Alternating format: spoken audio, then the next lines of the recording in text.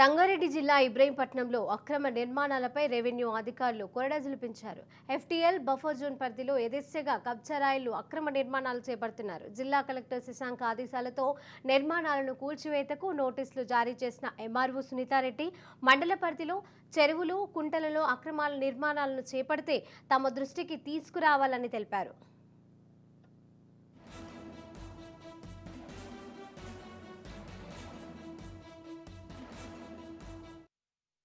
Collector గారి ఆదేశాల మేరకు చెరువులు, కుంటలు అలాంటివి ఏమైనా మండల్ పరిధిలో ఏవైతే ఉన్నాయో irrigation and revenue departments, 2 departments కలిసి సర్వే చేయడం జరుగుతుంది. అందులో భాగంగానే కిరంగి నాలలో మట్టి పూడ్చడం అట్లాంటిది ఉంటే అది రిమూవ్ చేశాము. ఇప్పుడు పెద్ద చెరువు సర్వే జరుగుతుంది. అందులో ఇప్పుడు ఏదైతే వాల్ ఐడెంటిఫై చేశామో దాన్ని ఈరోజు మార్నింగ్ మా surveyor and irrigation department AE అందరు కలిసి రిమూవ్ చేయడం జరిగింది. ఈ విధంగా ఇంకెక్కడ ఎంక్రోచ్మెంట్స్ ఏవైనా ఐడెంటిఫై అయినా ఈ సర్వేలో భాగంగా ఏవి ఐడెంటిఫై అయినా అవన్నీ కూడా తొలగించడం జరుగుతుంది.